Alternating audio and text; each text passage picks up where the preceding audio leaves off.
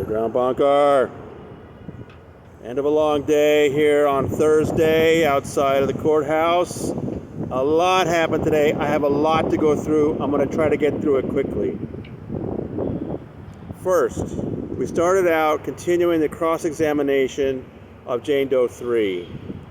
And there was a key moment that I don't know if anybody else noticed this. But, you know, there's some issue about how Danny hit Jane Doe 3 in the November 2001 incident. She said she pulled his hair. He reacted by smacking her in the face. And the defense is saying that she told Detective Reyes that it was a slap, but that now later it's become a fist. And the way she actually showed it was the base of the hand hitting rather than like a knuckle hit. Okay. But again, Cohen goes on and on, but didn't you tell Detective Reyes it was a slap? Didn't you say to Detective Reyes it was a slap? And so, you know, when she said, I don't remember, I don't know, he said, will it refresh your memory to show you the transcript? Okay. So he shows her the transcript. And you may have noticed this in my notes. What does it say? That she's trying to describe it, and Reyes says, so she said that he didn't punch her. So Reyes said, oh, so it was a slap. And she said, yeah. This is the second time now when it turns out that the defense keeps saying that these women have said something, they've said something. It turns out it was Reyes who said it. And of course, we weren't in the room, so we don't know if it was kind of like, oh, so he slapped you? And she said, yeah. I mean, this is so dishonest to put this on the women that they said it was a slap and it was Reyes. And I'll remind you the previous time, in the preliminary hearing, in the November 2001 description, Mesereau had asked Jane Doe 3, well, didn't you tell Detective Reyes that he wasn't inside you, he was just trying to have sex with you? And this is huge, because that's the charging incident. And if he wasn't actually inside of her, there's no rape. So this, I can tell you in the preliminary hearing, this seemed like a huge moment. Did she tell Reyes that he was just trying to have sex? They pulled out the transcript, and what do you know? Who said trying to have sex? Reyes did, not Jane Doe 3. This is so dishonest the way the defense does this. They keep using what the detective said to pretend that it was the women that said it. Sorry, I'm getting a little worked up, but that's just, I hope the judge noticed that. All right.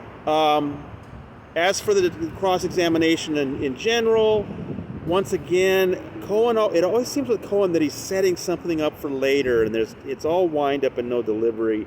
And actually, Jane Doe 3 once again got an opportunity to bring Scientology into it in a really dramatic way, because he was asking her, you know, why weren't you being more forthcoming to Detective Reyes? And she said because she was terrified, and he made the mistake of asking her why, and she said because of Scientology. So again, you know, the defense wants to give the jury the impression that they held things back because they're changing their story, but it then comes back to, no, they're terrified about what Scientology will do with them. I thought that was a key moment during Cross. Then, Judge Olmedo at some point admonished or cautioned Cohen about the fact that he was getting into their sex life in general. And she warned him about getting into prurient content. And I thought that was interesting because he was going into kind of an odd place. What was he trying to get out of her? Because she ends up just telling him that the sex that she had with him for all these years was never loving. I had a reaction, and I bet the jury did too. And then when Mueller had a chance to redirect, he asked her about it, and she filled in the further detail that when he wanted sex, he just went at it, whether she was prepared or not. And of course, you know what that's code for. I mean, no foreplay, no, and that's why sex was painful. He was going at it before she was even into it. So again, just a really terrible description of who this guy was and what he was into. and years of unloving sex. And I think that came through pretty strong. Of course, the defense the cross-examination got into her post-breakup encounters. We knew they would get into that. But Mueller had carefully set that up previously. We talked about that before. And I think because of the way Mueller had set it up, Cohen's options were kind of limited on that. And it didn't seem very effective when Cohen was asking her about it. Then he was done. And then it was before redirect could start, Judge Olmedo suddenly addressed the audience, which was startling. And it turns out she was singling out one guy sitting just a little bit in front of me. And she said that she wanted everybody in the audience to know that if you're going to sit in this audience, you are not going to make faces, you're not going to make gestures, you have to have a poker face. And she singled out this one guy. So I thought that was interesting because I checked quickly with the other reporters. We'd all noticed this man who was kind of dressed business casual. He wasn't dressed like a formal attorney, but he was with the Mastersons. Very clear he was hanging out with the Mastersons. We got sirens. It's LA people, I'm sorry. They're going the other way though. We'll be all right in a second. But I knew this guy was with the Mastersons. He wasn't sitting in the family section. Really? Okay. He wasn't sitting in the family section, but he was clearly with the Mastersons. So then there was the redirect and the recross. They were both fairly brief. I don't think either one of them was all that special. But then after that, when they had dismissed Jane Doe 3, excused her, we got another motion for a mistrial. If you're keeping score, that's 4 times in basically 7 days of testimony. This time, Cohen was not happy that Jane Doe 3 had referred to other victims. And he claimed that would give the jury the idea that there were other women besides just Jane Doe 1 and Jane Doe 2. Of course there are, but they're not supposed to know about that yet, if ever. And both Mueller and Olmedo said, look, when she said that, it seemed like she was referring to Jane Doe 1 and 2, and they think the jury's going to feel that, and so she denied the mistrial. But during that conversation, Judge Olmedo stopped everything. This time she looked at the guy sitting in the audience and said, "What's your name?" Oh, and he had to say it, and he had to spell it. I got it in the notes if you want to see it. Scott Borthwick was the guy's name, right? And she said, look, we've got things going on up here. You're in court. There's no reason for you to be talking. So before, he was making gestures and faces at what Jane Doe 3 was saying. Now he's talking to his buddy. And she was really not happy. Of course, as soon as he spelled his name, all of us reporters in the back row were furiously typing. And we're like, did you see? We found his website. He's a Laguna Beach attorney. And we quickly found, one of my colleagues quickly found that he has been co-counsel with Philip Cohen and Sean Hawley on previous cases. So no question who he's with there. But he didn't come back after the afternoon break, after she had singled him out twice and admonished him for what attorney does that? He knows how he's supposed to behave in court. Very strange. 2 more things I want to tell you about that happened in the afternoon session. First, we had our first LAPD witness. This was Officer Alexander Schlegel, who's now supervisor of detectives in West LA, quite a position of authority, responsibility. He was the desk sergeant in 2004 who was at the Hollywood Wilcox station when Jane Doe 1 came in defying Scientology to make her report about Danny Masterson.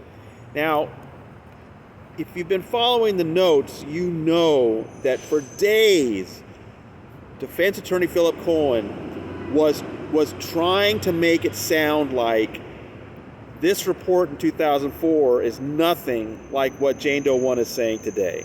I mean, he made it sound like there's so many discrepancies and I wondered myself, how bad is this report? Well, now that the officer's actually on the witness stand, and Deputy DA Mueller could go through his report with him, step by step by step, it was the same story she told on the stand.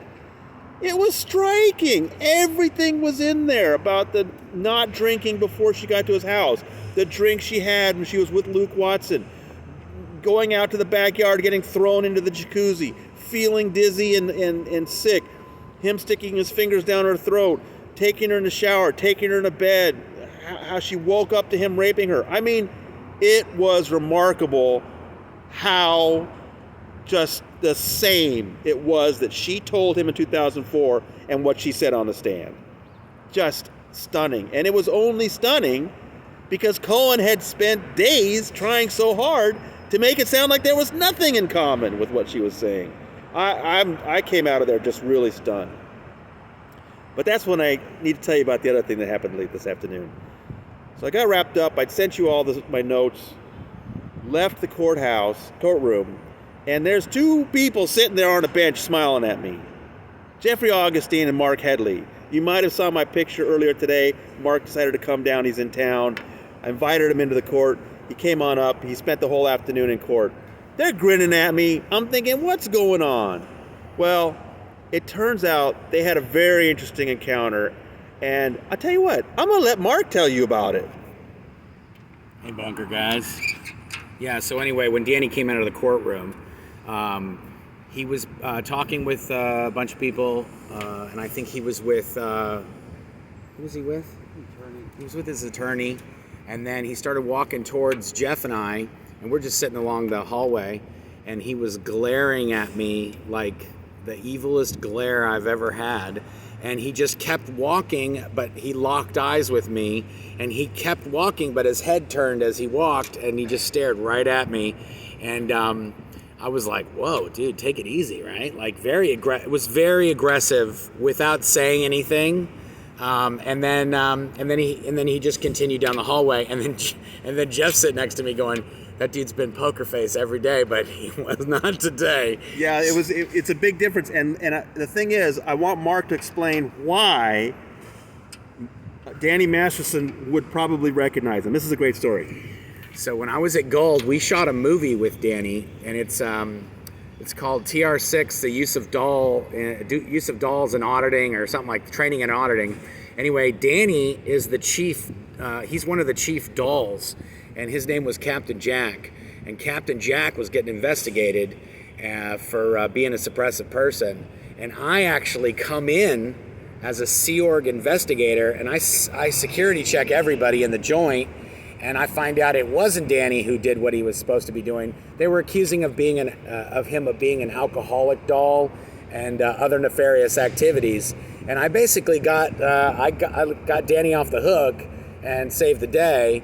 By checking this suppressive person supervisor. So in the movie, I'm actually the one who saved Danny from getting convicted. So for me to be in the hallway when he's getting this other trial going on, it was kind of ironic that I would be there as the one who saved him so many years ago. This is back in the 90s when I saved him, fictitiously. So yeah, I don't think he was very happy to see me there.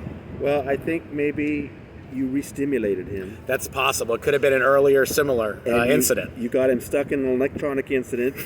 His body thetans were bouncing off the wall. He was not happy. Even Jeff was kind of like, whoa. I thought he was just being an asshole, but Jeff was like, no, he hasn't been doing that. That's not a normal thing. He's been totally poker faced the whole 2.5 weeks. So apparently he was triggered a little bit. Maybe I should come tomorrow. Maybe you should come tomorrow. All right. See you, Bunker people. All right. Well, that's our report from today. Very interesting day. Can't wait to see more about Officer Schlegel tomorrow. So, again, I'll remind you, if you're seeing this video on YouTube, you are a day behind the rest of us. Please sign up for the free emails at tonyortega.substack.com, and you will get my reports from the courtroom, my detailed notes, the second I send them out. Like 4 times a day. It's crazy. TonyOrtega.substack.com. Sign up for the free emails. You'll be on the same day with the rest of us. Okay, from the Clara Shortridge Foltz Criminal Justice Center in Los Angeles. Your proprietor signing out.